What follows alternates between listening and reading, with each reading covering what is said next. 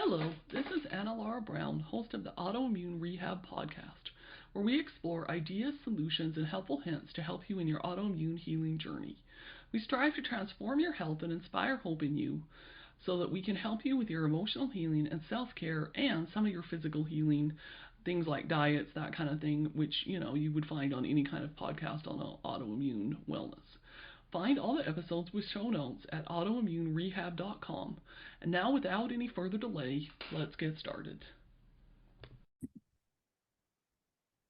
Hello, ladies, and welcome to the Autoimmune Rehab Podcast. Today's episode, we have Jillian here, and Jillian is going to be talking with us about Feng Shui. I think I'm pronouncing that correctly, right? You are. You did a great job.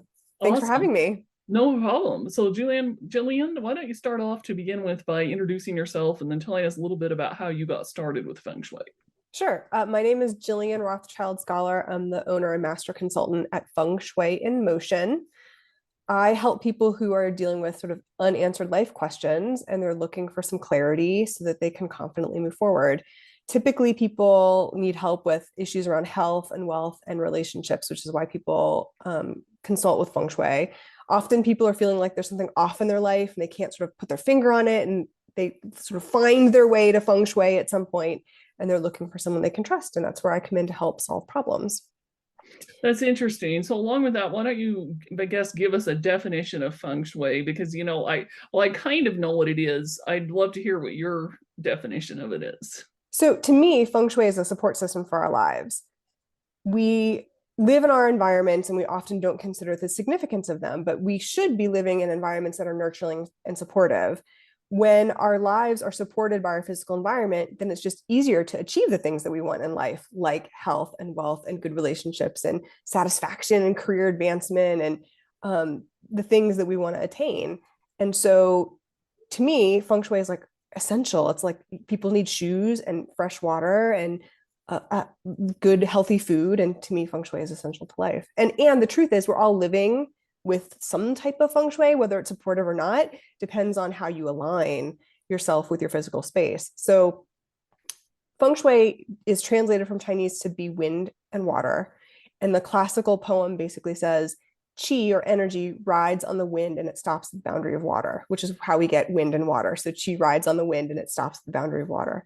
And so when we're working with Feng Shui, we want to understand how the energy pattern is set from the physical environment around us, the land, the mountains, the rivers, the roads, all the sort of landforms around us, and then our own individual personal energy that we are born with. That's sort of based off our birthday. And the idea is to match yin and yang so that there's balance. And when things are out of balance, you can really feel it. Things feel off and things are not going right in your life and you have challenges. And when things are aligned, that's when you have that harmony and balance that you're looking for so you can lead a more healthy, successful, fulfilled life. I love that. That's awesome. So in some ways, Feng Shui is a little bit kind of like life coaching, sort of, I guess you could say, but in a little bit of a different way, sort of. Sort of, right? I mean, with life coaching, you would come to a coach and say, I have this problem in life. And your coach would help you deal with the emotional, spiritual, mental aspects around that issue. With Feng Shui, you're coming to a practitioner saying, I have these issues. And we're going to look at it from a completely different lens. How's the physical environment working for you or not? And what can we do to help you align with the most supportive, nurturing energy available? Because there's going to be hot spots in your house that are great for your support, and there are going to be spots in your house that are not. And so the idea is to enhance you working with the good stuff and suppressing the negative energy as much as possible. That's awesome. I love that. So how did you get into the whole Feng Shui thing then? I'm assuming you didn't grow up in a household with a mother and I father did not. that knew all about Feng Shui. No, I'm like a nice Jewish girl from Ohio. And like, how does a nice Jewish girl from Ohio get into Feng Shui? I was a little bit of a weird kid. Looking back on my life, I used to rearrange my furniture in my room. I had no idea what I was doing at the time. I was like all into tarot cards and horoscopes and anything alternative I could get my hands on in Ohio. Like, there's not a very cosmopolitan area. But then as I got into college, I like dove into self-help and the issues that I was experiencing in my life. And somehow in there, I got my hands on a feng shui book, like how to do it yourself. And that was the beginning of me diving into like something that I thought was fascinating. And I just started reading and studying, and I was like working a day job, and I went into master certification. I spent a year and a half doing master apprenticeship certification, one-on-one training with my master teacher. And I was sort of building my business slowly and doing this for friends and family on the side. And I one day, my job, that we all got laid off. That was like a miracle day for me. I was planning for it. I could see it coming because I was looking at the energy and I knew it was going to happen. And so I was like, it's my day. I can go do Feng Shui full time. Like, yay. And that's what I've been doing. That's how it happened. That's awesome. That's amazing. So Yeah. did you actually travel to China to actually work with the master and learn all this feng shui? No, she's based in Texas, and she did master training in Malaysia with the Grand Master Yap Cheng Hai, who's the Wu Chang mastery lineage descendant. And he actually passed away before I got into feng shui. And so I did all my training with her. And since then, I've connected with other master teachers, and I've had the opportunity to go to Taiwan and experience other parts of the world, and surround myself with these incredible practitioners and teachers who have these incredibly powerful secrets and wealth formulas. And this is the kind of stuff that you don't find in a book. You have to meet these people in person. You have to get the translation orally. And so I'm a classically trained practitioner, meaning that my practice is rooted in the classical text. It's not a westernized or modern sort of intuitive, if you will, approach to feng shui. It really is very specific. It uses a lo pan, which is a Chinese compass, and we take a very specific direction of the property, and we work with the orientation and the flow of qi and energy in a space. It's really, really beautiful when it's done well. And when it's done well, your house still looks like your house. Your house doesn't have to look like a Chinese antique store, because we're not using like trinkets and objects and frogs and rabbits and things that we hear about with feng shui. It's not like that. That's awesome. So this may sound like maybe a little bit of a silly question, but I'm sure people probably ask you that. Do you actually speak Chinese too then? Did you have to learn some Chinese, or how did that? Yes, I don't speak Chinese as like a second language, but I learned enough Chinese to read the essential components of a Lopan and some of the poems. And there are some very specific characters that you like must know in your bones in order to do classical feng shui. And so I spent many hours doing flashcards. Yeah, so it's to be a classical feng shui practitioner, you don't have to read the classic texts in Chinese, but you do have to know a good amount of Chinese characters in order to get through the key fundamentals to understand what is happening. Because Chinese characters, if you see a Chinese character, it usually has multiple meanings and multiple implications. If I say something about the five elements, which are water, wood, fire, earth, and metal, we in American Western perspective, we have an idea what fire is. But when I look at the character for fire in Chinese, it has layers and layers of attributes and characteristics that I associate with it based on that character. So it really is beautifully intricate and faceted when you look at the actual characters. That's cool. Yeah, it's like you look at the Chinese character, it's like almost like it's a drawing, Yes. not just a letter or a word, if you will. It's It's like a it tells visual a whole language, and it story has imagery basically. that goes with it. So if I think of fire, I'm thinking about what kind of fire it is, with the setting that it's in, what its implications are. And my mind calculates all of this. And this is what happens when you've been practicing for a decade. It does not something that you can pick up over the weekend. So that's what I do. That's cool. That's awesome. I love that. I've studied some acupuncture and Chinese medicine and stuff like that, Yeah. and been the recipient of acupuncture on a pretty regular basis. So, I'm pretty much a little bit familiar with the whole concept Yes. of the yin and the yang and that kind of thing, but not really in the feng shui sense. Haven't really gotten into that. Yeah, it's one of the Chinese five arts. There's actually five arts, and one of them is under the umbrella of acupuncture and health, and feng shui is under a different umbrella. So they're closely connected. And also in my practice, I also use Chinese astrology, which is known as the four pillars of destiny. It's called Bazi. And so often I will be consulted by an acupuncturist who has questions about a particular client's chart, so that we can get some clues about how to help that person. And then when you add layers of feng shui, you can implement a solution. So from my perspective, Chinese astrology is like a diagnostic tool, and the feng shui is the prescription. Oh, interesting. Never even thought of that. Yes, That's it's really when cool. it's done well, it integrates them beautifully because the house or the property has an energy pattern, and us as occupants are we humans, we have our own energy pattern. Like we cannot be born at a different day or time to get a different energy pattern. We're all totally unique. You can't like crawl back in your mother's womb and be born at a different time. So the idea is to figure out and understand what energy pattern is happening in your house, what your energy pattern is, and get them to work together so that you can things can be smooth and calm and supportive and you can be healthy and happy and fulfilled. That's awesome. I love that. So, because this is obviously a podcast for people with autoimmune conditions, how do you think somebody who's got an autoimmune condition and they're thinking, okay, how can Feng Shui help me? What would your answer be there? Feng Shui can absolutely help with health issues. My teacher used to say everyone in when they're looking at Feng Shui, they all want the whole enchilada. And sometimes all you get are the nachos. And the nachos in Feng Shui are your main door, your kitchen, your bedroom, water features. And in Feng Shui, in classical Feng Shui in particular, the stove or the kitchen is imperative to health.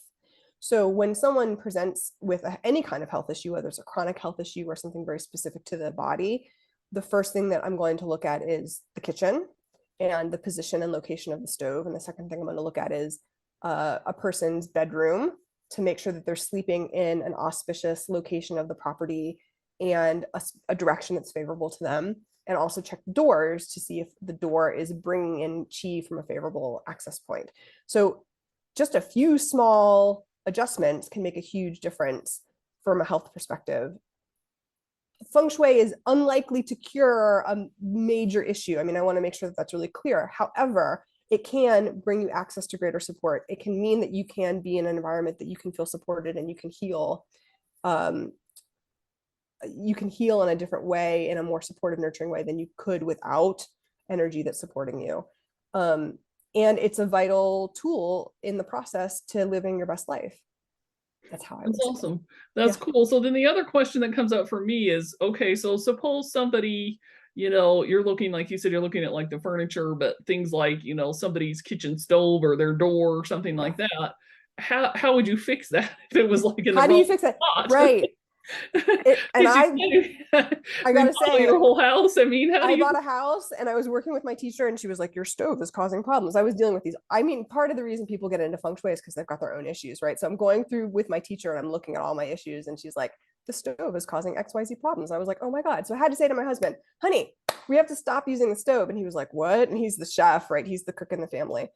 So the solution to that was to use a temporary stove in a different part of the kitchen in a very specific location to sort of stop the bleeding, if you will, right? So when we're dealing with problems, we're either digging ourselves into a hole, we sort of feel like we're hemorrhaging money, things just cannot get any better. And you sort of have to stop that situation. You have to stop digging, to stop the bleeding first and to get things to shift. Like it's a boat, right? Like a Titanic. You can't get the Titanic to shift really quickly. It takes time.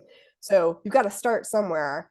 So I was like, we're not using a stove anymore. We're going to use a temporary stove. I'm going to use a crock pot. I'm going to use a countertop oven. And we made some changes. It wasn't convenient, but the situations that we were in were so emotionally taxing. We were basically willing to do whatever it took. And that's what happens is when people are dealing with massive issues, even though it may be inconvenient, it's so important to be willing to make some small changes and test things to see how it feels. And for us, and for many of my clients, they can feel it right away. Oh, interesting. Yeah. So the solution is often to stop using something that is negative and to start using something that is more supportive. And the method for that is dependent on the orientation of the property and the individual people. So I do have clients that maybe there's 4 people in the house and only one person is ill. And so that one person who's ill, all the food is going to be made on a separate cooker or a separate space for that person to have good food that is cooked in a way that is nurturing and supportive for them. And people are willing to do it when they're stuck, and I'm happy to help them. Yeah, I can see that for sure. Absolutely. Okay, so then the next question that I'm thinking of, and I'm sure most other people that are listening to this is thinking of, so you said, so you're currently, I think, still in Ohio. Is that correct? Is that where No, you're? I live in Phoenix, Arizona. I Oh, left you do. Ohio. Though Okay. however hot it gets here, I don't have to shovel any snow. So I'm very happy here There in you go. Phoenix. But nonetheless, okay, so you're in Phoenix, Arizona. I'm up in Utah, you know. I mean, I'm not too far from you, but Right. let's say you have a client up in Canada or somebody in New York that wants to work with you. How do you do that? Because you can't see their whole house. Do they take a video camera and try to film the whole house or take pictures? Do they pay for you to come there in person? How does that work?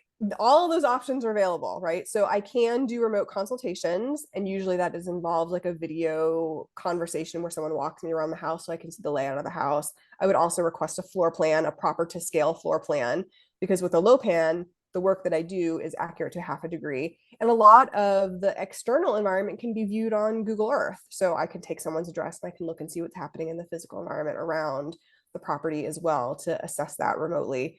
I can't build very specific wealth formulas, or there's some very, very specific formulas I can't build unless I'm there specifically in person to take a measurement.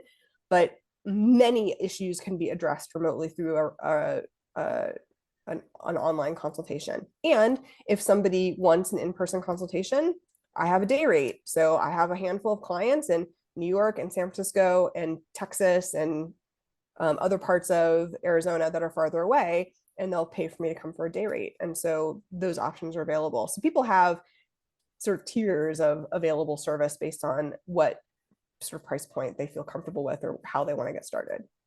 Okay, yeah, that's interesting. Yeah, I kind of figured you probably would have the option of coming in person, Yeah. but I was like, that's Right. I mean, there was a pandemic, we were in lockdown and people still needed help, right? So actually, I've been working remotely for a long time before the pandemic, and many practitioners were sort of scrambling during lockdown, like, what do we do? How do we do our jobs? Like, they couldn't figure it out. And I was like, well, if you couldn't figure it out before, you know, like, but I had already had a plan in place, and I have a system in place. So it wasn't that huge of a transition for me. So my business actually grew during the pandemic lockdown, whereas other practitioners didn't have as much success. So, but that's yeah, also attributes to the feng shui. that's cool. Yeah. Yeah, I was gonna say I'm sure having you come in person is significantly more expensive. So, you know, Yes, it's sure more for some expensive. people it's, And you for know, some people, it's more fulfilling. Like they just want to meet me, they want to feel my energy, they want me to see the space in person, they want me to be able to take a very specific measurement. And that is largely dependent on the scale of the issue. for So if sure. somebody is dealing with a big issue or something that they are seriously committed to fixing, then they may be willing to do that. Sometimes people want to start with a remote consultation, see how things go, and then in subsequent years would bring me in. So there's lots of options. It's really what the client is most comfortable doing, and I'm here to help. That's cool. That's awesome. Yeah. Yeah, so if somebody wanted to, let's say, get started, I guess, learning about feng shui or maybe even trying to implement it a little bit of themselves Yes. without hiring you, obviously the idea would be that they would hire you, but if they wanted to Sure. get started just a little bit, trying to Yes. see if they can fix a few things without hiring you on their own, what kind of Yes. resources would they use that you would So recommend? actually, my website has lots of free stuff. There is actually a wonderful link in the free stuff section of my site. So my website is fsinmotion.com. And under the free stuff, there is a link that says Eight Mansions Toolkit. Eight Mansions is a very powerful system in Feng Shui. It's one of the key systems that I use in my practice. And it's actually something that anybody can try and experiment with themselves. So I would suggest that they go to the free stuff and download the Eight Mansions Toolkit. In conjunction with that, also under the free stuff, there is something called a BAZI or BAZI. It looks like BAZI calculator. And so what someone can do is go to the calculator, type in your date of birth information, and it will generate for you your 4 favorable directions and your 4 unfavorable directions, along with a Chinese astrology chart. So you can use that information, that calculator will give you your good directions, your 4 quote good directions and bad directions. And you can combine that with the toolkit and you can see, hey, am I using a room that's favorable for me? Am I sleeping in a direction that's favorable for me? Do I have doors that are in places that are favorable for me? And you can already start to make adjustments on your own, see how it goes. And if that's overwhelming or it doesn't, you feel like it's not clicking, then you can call for help. That's a great place to start and it's free. That's awesome. Cool. I'm gonna have to check that out myself because it sounds really awesome. It really is. It's an Piqued my incredibly powerful curiosity. system. It's easy. It's not, I mean, and a lot of times people will do this and they'll get the free toolkit and they'll go, oh my gosh, I'm one way and my spouse is the other way. Like our lives are over. No, it's not like that. There's advanced tools for when people don't match. So not to worry about that. Okay. Yeah, I was going to say that. I'm sure that's another question people It probably. is a common question that happens. Yes. For sure. So if somebody does decide to hire you, what is the time frame of a process? So if you came in person, can you do the whole thing in one day, or how does that usually work? Yeah. So typically, what we start with is a discovery session by telephone. So I can understand what's working, what's not, what you've tried, what your goals are. If someone wants me to come on site, if it's locally here in Phoenix, it's usually about 2 hours. If somebody is hiring me for a day rate, it's usually up to 4 hours because we do a lot more because I'm not coming back if somebody is in a different city. And we'll look at the exterior. We'll sort of take a look at the outside energy and see what's happening on the exterior, look at the inside, grab the floor plan, talk about where things are situated currently and what kind of changes could potentially be made. Also reviewing someone's 4 pillars of destiny, Chinese astrology charts. And then I take all that information and I go home, usually sleep on some of the information because some stuff comes to me. It's amazing. I get some stuff in my sleep. And I build a recommendations report, which is usually pretty extensive, outlining what I think and see are the issues and what I recommend as potential adjustments to help rectify the situation. And once the client gets that report, I offer 30 days of support. So I'm available by text and email or phone if somebody has questions. And so it's not a one-day situation. It's an ongoing relationship that I have with my clients. And then I also recommend a yearly update because with the work that I do, we start with a baseline and then every year the energy shifts. And we need to be aware of what is shifting and any kind of fine tuning that may be recommended year to year. So usually when I start with a client, it continues on and on and on over the years. Because what happens is you start to see results and you go, oh, this is really cool. And then as the years go on, your goals change and things that you want shift. We need to adjust that accordingly.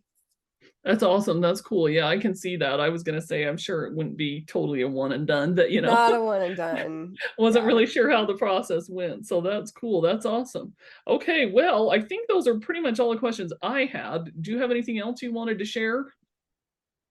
I think the thing that I want to leave people with is that I really encourage people to, if they're looking for well-being, a sense of wellness, a sense of support and nurturing and positivity in their life, to consider the significance of their home environment. And there are some things that you can do on your own, and it's okay to ask for help. Feng Shui is not something that we're used to here in the West. It's not really part of our culture, but it can be an amazing resource as part of sort of a healing toolkit for somebody who is dealing with challenges. And so I hope that people will keep that in mind and consider that as a resource, either for themselves or someone they know.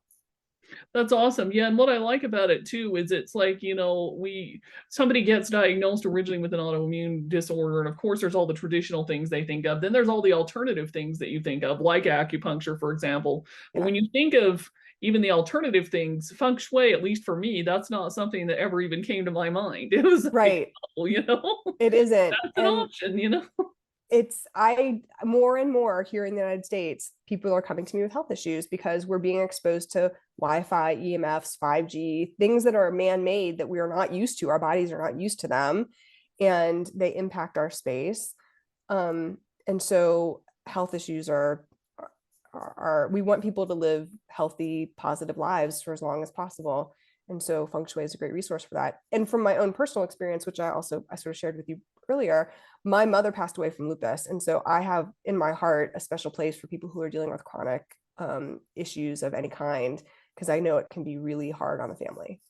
That's rough. Yeah. Did she die before you were really into feng shui, or I was a small child. She died in the early 80s. I'm dating myself. I was a small child when she passed away. And so it was back in the time when they really, unlike I looked at her medical file, they didn't have a clue. Like they didn't know what to do with her at the time.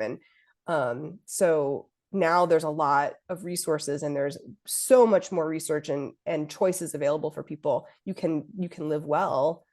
Even with a chronic illness, you can still live a full life. And so, of course, I looked at that. I mean, I looked at the house, right? Went back and I looked at the house that she passed away in, and I looked at the feng shui and I looked at her chart. And I mean, it's very clear to see how and why things happened, but there was nothing that I could do about it at the time. I was too young. Yeah, Yeah. for sure. Absolutely. Yeah. Well, and now that you mentioned the whole like health issues, like the Wi-Fi, all that kind of stuff, do you find if you are consulting with somebody that has health issues that comes up frequently? Things like Yes. their Wi-Fi is causing Yes. issues, things like there's potentially even mold in the house, chemicals, other Yes. things that they maybe weren't aware of that you're like, oh, these things could be causing your health issues. Yes, actually, it's become a large part of my practice in the last few years. Almost, almost always, not everybody, but almost always, I'm recommending some kind of EMF, Wi-Fi neutralization process. Dirty electricity, geopathic stress is also usually a big issue. One of the systems that I use in feng shui is called flying stars, and the stars will behave really badly when these other outside forces are present. So feng shui, from a classical perspective, is in a pristine environment. It was established thousands of years ago when they were like walking the mountains and finding which side of the hill to live on, and like how to thrive your crops and how to grow your family. That was in a very beautiful, pristine space. But now we're living in man-made apartment complexes with rebar, and they're putting up 5G towers and they're turning up the volume on the 5G to get the power to go through the rebar. I mean, there's a lot happening that we don't have control over. And so it's very important that we are, well, at least in my practice, that we are mindful of the man-made components to our environment impacting the feng shui. Yeah, I can see that for sure. Absolutely. Yes. Awesome. Well, thanks so much, Jillian, for everything you've shared. I'm sure this is going to be amazing. So we will link directly to, of course, your website and then the free resources, and Yes. then your social medias will be down there below. So if you are interested in reaching out to her, at least take advantage of the free resources. And yeah, if you feel like you really are in serious need, hopefully this has sparked something a little bit different for you to try. Especially, I know some of you probably listening to this have tried a lot of things, but you probably haven't tried feng shui. So Yes. Well, thanks for having me. It was great talking with you. yeah, absolutely, of course.